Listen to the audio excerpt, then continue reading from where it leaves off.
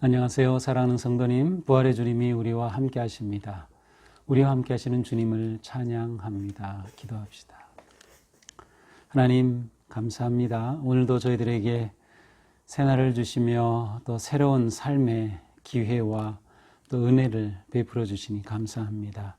오늘도 저희들의 삶이 주님의 사랑 안에서 아름답고 평화롭고 또 거룩한 믿음의 길 걷게 하여 주시옵소서. 예수님 이름으로 기도합니다. 아멘.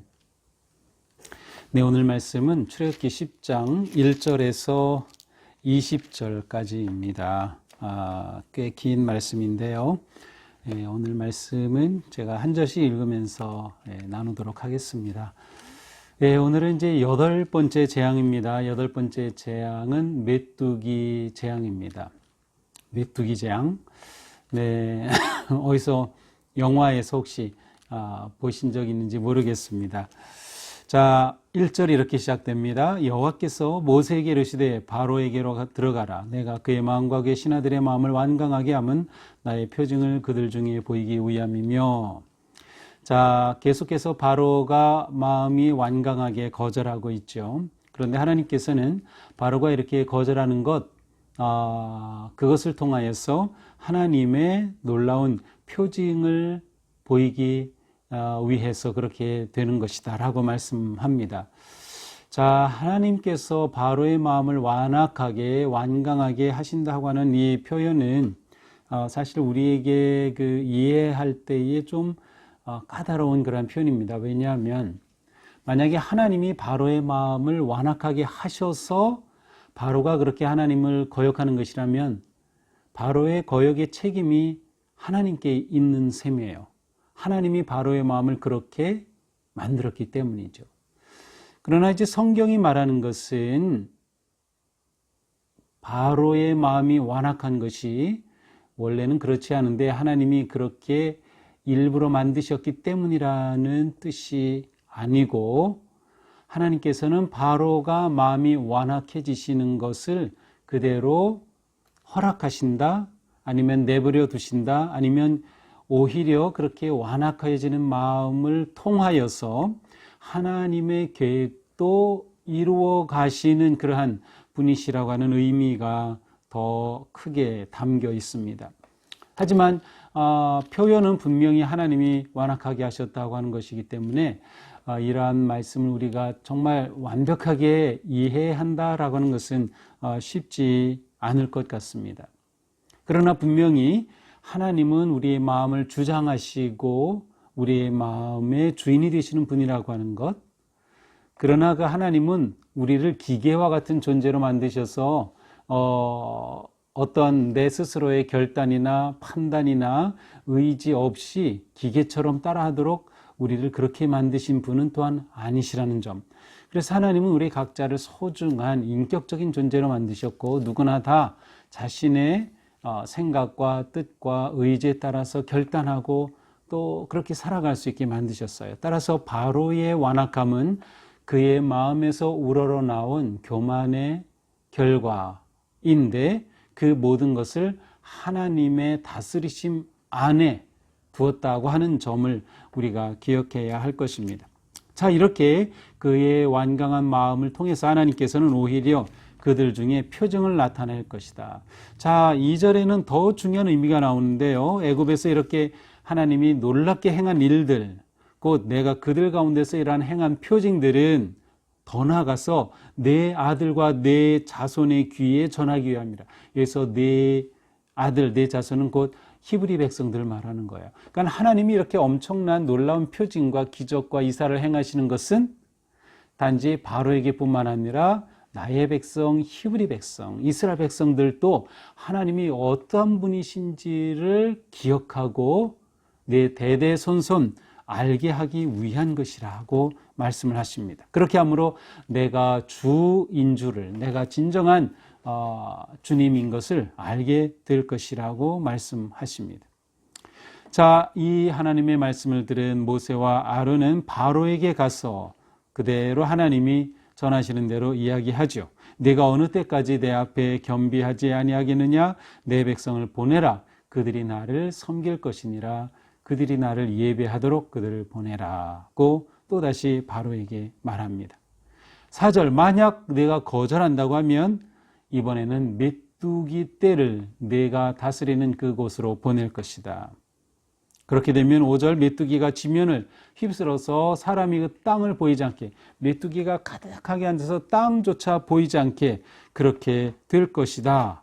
자, 이렇게 되면 어떻게 됩니까? 우박이 내려서 모든 초목들이 다 황폐해졌는데, 그러나 아직도 싹이 나올 수 있는 쌀, 보리와 밀이 남아있기 때문에 바로의 마음은 다시 완악해졌다고 했어요. 그런데 그렇게 해서 남은 것조차도 이제는 메뚜기 떼가 와서 다 갉아 먹게 될 것이라고 말씀합니다. 그렇게 되면 자라나는 모든 나무를 다 먹을 것이다. 자라나는 이라는 것은 싹이 트는 모든 나무를 다 먹을 것이다. 이렇게 되면 이 일은 이집트의 역사상 유례 없는 일, 그래서 오늘까지 보지 못하였던 엄청난 하나님의 재앙이 임할 것이라고 경고합니다. 자, 이렇게 되자 이번에는 바로의 신하들이 나섭니다. 7절입니다. 바로의 신하들이 그에게 말하되 바로에게 왕에게 건의를 합니다. 어느 때까지 이 사람이 우리의 함정이 되게 하겠습니까? 어느 때까지 모세가 우리의 덫이 되게 하겠습니까? 이제는 사람들을 내보내서, 히브리 백성들을 내보내서 그들의 하나님 여호와를 예배하게 하심이 좋겠습니다 라고 왕에게 조언을 합니다.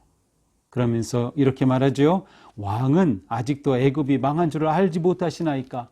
우리가 지금 이렇게까지 당하고 있는데 더 어떻게 견딘다는 말입니까? 왕은 이것을 보시고 속히 히브리 사람들을 내보내십시오. 이제는 신하들이 나서서 왕에게 간청을 합니다. 이렇게 되자 모세와 아론을 다시 바로가 불러드립니다. 그래서 데려오니까 바로가 그들에게 말합니다. 자, 내가 너희를 내보내겠다. 그런데 여호와를 섬기러 갈 자가 누구냐? 쉽게 말하면 이집트를 떠나서 하나님을 예배하러 갈 명단을 지출하라, 이런 뜻입니다. 그러자 모세가 말하죠. 우리가 여호와 앞에 절기를 지킬 것인즉 남녀노소와 양과 소를 데리고 가겠나이다. 아니, 누구라뇨? 우리 모두가 나갑니다. 남녀노소 할 것 없이 심지어 가축까지도 다 데리고 갈 것이다 라고 말합니다. 우리가 떠나는 것이지 몇몇이 떠나는 게 아닙니다.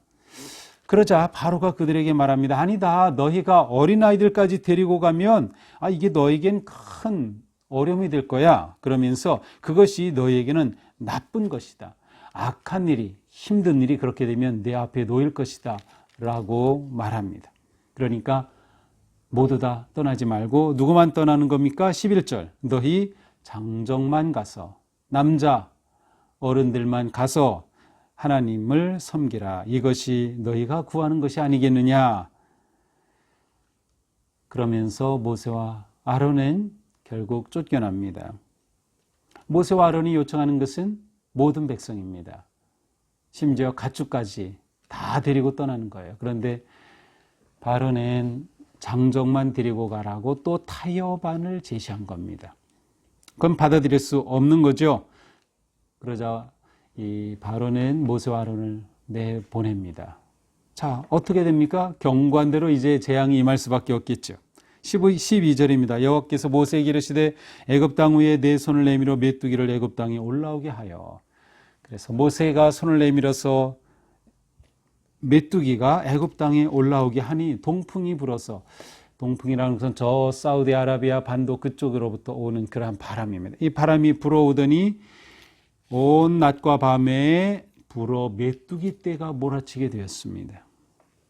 그렇게 되니 메뚜기가 온 애굽 땅에 이르러서 사방에 내립니다. 그 피해가 엄청납니다. 이 메뚜기 떼가 한번 몰아붙이면 정말 먹을 것 하나 남기지 않고 싹 쓸어버립니다. 대지라는 영화가 예전에 나온 적이 있는데 거기에 보면 이 메뚜기 떼의 그 습격이 엄청납니다. 정말 상상을 초월하죠.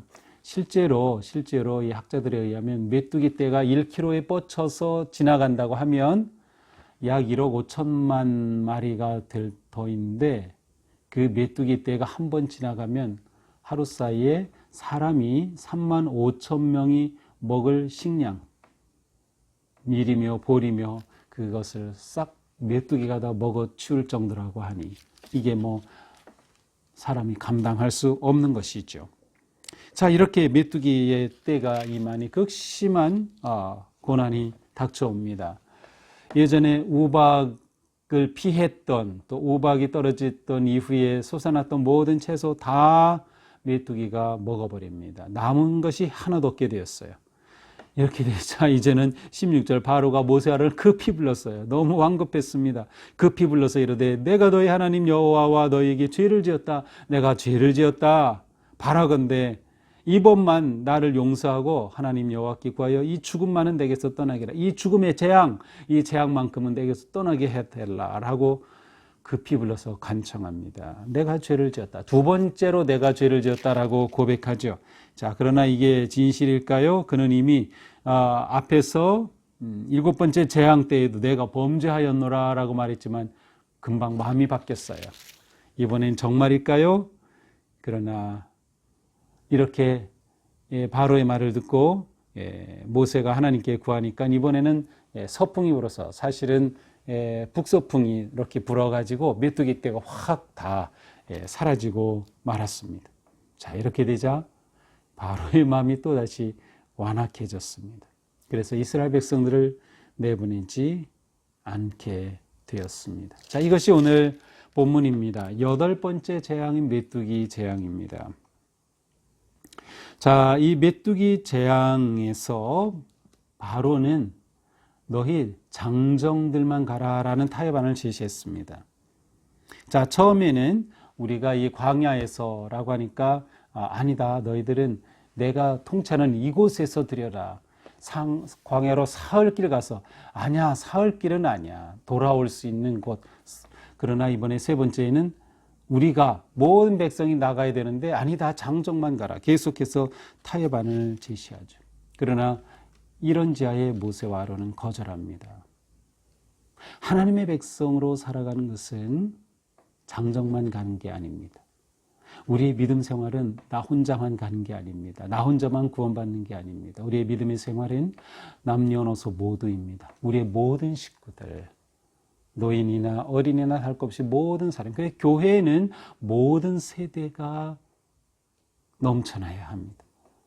그러나 불행하게도 요즘 시대는 점점 더 교회도 고령화되고 있어요. 다음 세대에게 신앙을 전하지 못하는 그런 정말 어려운 상황 가운데 있어요. 그러니까 우리가 이러한 모습을 보면서 정말 하나님께서 우리에게 원하시는 것은 모두가 다 자유와 해방의 길로, 구원의 길로, 진리의 길로 나아가는 것이다. 이것이 하나님이 원하시는 것이다 라는 것을 우리는 깊이 생각해 봐야 할 것입니다. 우리의 신앙생활은 개인 생활이 아니라 믿음의 공동체 생활입니다. 그래서 우리 모두는 믿음으로 교제하며 모두가 함께 이 길을 손잡고 걸어가는 것이죠. 자, 우리는 오늘 본문을 통해서도 하나님은 우월하시다는 것을 보여줍니다. 하나님은 이집트의 그 누구보다, 그들이 섬기는 신보다, 그들이 신처럼 여기는 바로보다 더 우월하시고 강하시고 크신 분이다. 이제는 더 이상 이집트로서는 어떻게 할 도리가 없이 속수무책인 그런 상황이 되고 말았습니다. 바로는 계속해서 거역합니다. 이게 문제죠. 진정한 믿음의 삶은 순종의 삶입니다. 순종은 타협이 아닙니다. 순종에는 타협이 없습니다. 우리의 믿음 생활은 타협하는 생활이 아니라 온전히 주님의 의지와 뜻을 따르는 삶이죠. 하나님의 말씀은 어떤 상황에서도 이루어집니다. 비록 바로가 거절하고 거절해도 그럴수록 오히려 하나님의 뜻과 계획은 점점 더 성취를 향해 다가서고 있음을 우리는 볼 수 있는 것이죠. 하나님께서 계속 반복해서 경고를 주실 때마다 바로가 받아들였다면, 순종했다면 재난이 일어나지 않았을 것이지만 거절할 때마다 계속 문제와 고난은 심해지고 있음을 볼 수 있습니다. 지혜로운 믿음의 사람은 하나님께 언제나 즉시 순종합니다. 온전히 순종합니다. 타협하지 않는 것이죠. 우리는 자칫 우리의 믿음을 타협하지 않도록 조심해야 한다는 것입니다. 자연재해 속에도 하나님의 뜻은 담겨 있습니다. 이 이집트의 경우는 자연재해가 하나님이 가져오신 것이었죠. 하나님이 그들에게 재앙을 내리셔서 하나님의 주 되심, 여호와 되심을 드러내시는 것이었습니다. 우리가 지금 겪는 코로나는 하나님이 우리를 심판하시려고 가져오신 것일까요? 그렇게 말하는 사람들도 간혹 있지만 그것은 잘못된 해석입니다. 코로나는 하나님이 우리를 벌주려고 가지고 오신 것이 아니라 인간의 죄와 탐욕으로 인해 생겨난 재앙입니다. 인간의 탐욕이 지나치다 보니 자연이 파괴되고 오염이 되고 이와 같은 질병이 우리를 괴롭히게 되는 것이죠. 하지만 이러한 자연재해 속에서도 하나님의 뜻은 이루어질 수 있다는 것을 우리는 봐야 합니다. 그러므로 코로나19 어려움 속에서도 하나님 저희를 돌보시고 저희들을 이 위기에서 구해 주실 뿐만 아니라 이 위기를 통하여서 하나님의 뜻이 이루어지게 하옵소서라고 하는 믿음의 기도를 할 수 있을 것입니다. 오늘 하루 사는 동안 우리는 오직 하나님의 뜻에 기쁨으로 순종하며 타협함 없는 온전한 믿음의 삶으로 승리의 길을 걷는 우리 모두가 되기를 주님의 이름으로 축복합니다. 기도합시다. 하나님, 바로는 계속해서 거절하며 하나님의 말씀 순종하기를 거절하였습니다. 그러나 그는 거절할수록 고통은 더욱 심해지고 재앙은 더욱 커졌습니다. 주님, 저희가 어리석게 주님 앞에 타협하거나 순종의 시간을 늦추지 않도록 인도하여 주시옵소서. 기꺼이 하나님의 말씀과 음성에 순종하며 하나님의 말씀에 따라 나아갈 수 있도록, 그리고 그 순종을 통하여서 하나님의 뜻이 이루어지는 진정한 성도의 삶, 거룩한 삶 사는 저희가 되게 하여 주시옵소서. 오늘도 저희들의 마음이 기쁨으로 순종하며 오직 하나님께 모든 것이 달려있음을 바라보고 하나님만 의지하며 나아가는 우리 모두가 되게 하여 주시옵소서. 예수님 이름으로 기도합니다. 아멘. 네, 오늘도 주님 은혜 안에서 복되고 거룩한 하루 되기를 축복합니다. 사랑합니다.